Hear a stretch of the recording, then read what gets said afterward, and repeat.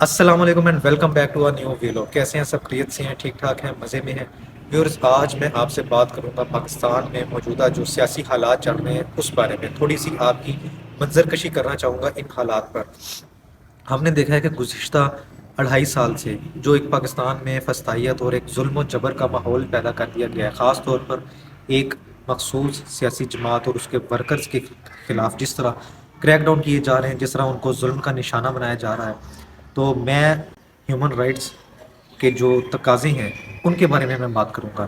اگر ہم دیکھیں پاکستان میں جمہوریت کی، تو یہاں پہ ہمیں ایسی جمہوریت ملتی ہے کہ جہاں پہ برائے نام جمہوریت ہے، لیکن اس کا کوئی عملی اس کو امپلیمنٹ آج تک نہیں کیا گیا. اور اس کی وجہ کیا تھی؟ اس کی وجہ یہی تھی کہ یہاں پہ جو ایک اشرافیہ تھی، ایک مخصوص طبقہ جو تھا، وہ شروع سے ہی یہ چاہتا ہی نہیں تھا کہ یہاں پہ ڈیموکریسی، جمہوریت قائم ہو صحیح معنوں میں.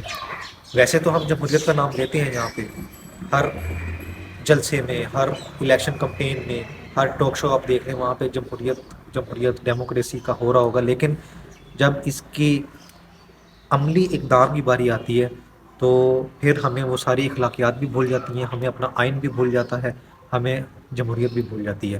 جمہوریت میں جمہور کسے کہا جاتا ہے؟ جمہوریت میں جمہور کہا جاتا ہے عوام کو. اور یعنی کہ عوام کی آواز، عوام جو فیصلہ کرے، جس کو وہ مینڈیٹ دیں، جس کو وہ الیکٹ کریں، منتخب کریں، وہ حکومت قائم کرے، اپنی حکومت کرے.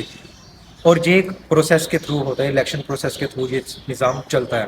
لیکن یہاں پہ ہم نے کیا دیکھا ہے؟ یہاں پہ جمہور کی تو آواز بالکل دبا دی گئی ہے. یعنی کہ کوئی ریاست، بلکہ ریاست کی سب سے پہلے میں آپ کو ریاست کی بھی ڈیفینیشن بتاتا ہوں. جہاں پہ ہمارے اکثر لوگ جو ہیں بڑے ٹی وی شوز پہ بھی بیٹھے ہوتے ہیں اور ہمیں بڑے لیکچر دے رہے ہوتے ہیں کہ ریاست کمزور نہیں ہونی چاہیے، ریاست کچھ بھی کر سکتی ہے، ریاست کے پاس اختیار ہے. لیکن ریاست میں سب سے پہلے کیا آتا ہے؟ ریاست میں سب سے پہلے عوام آتی ہے. باقی جو ریاست کے اسٹیٹ کے ایلیمنٹس ہیں اس پہ سب سے پہلے نمبر پہ لوگ آتے ہیں، عوام آتی ہے. یعنی کہ عوام سے ہی ریاست بنتی ہے. اور جن کی یہ بات کرتے ہیں وہ ایک ریاست کا ادارہ ہے، ریاستی ادارہ ہے. تو ریاست میں تو سب سے پہلے عوام ہے، عوام نہیں ہے تو ریاست بھی نہیں ہے.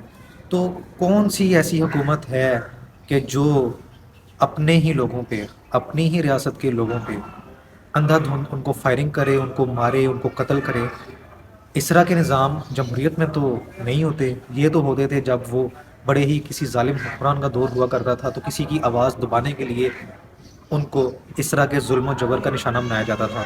جہاں کسی ڈکٹیٹرشپ میں، مارشل لا کے دور میں، یا کوئی بڑا ہی کوئی اگر ظالم حکمران ہوتا تھا تو وہ اس طرح کا ظلم و جبر کرتا تھا.